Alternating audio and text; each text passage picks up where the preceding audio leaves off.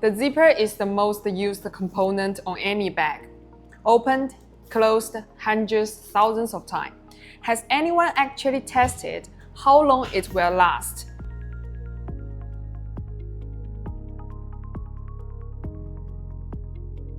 "500 cycles of opening and closing, simulating real use intensity."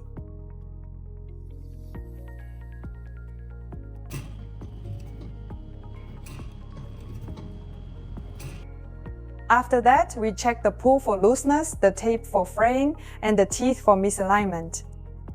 After 500 cycles, a passing zipper looks exactly the same as before. That's the answer we need.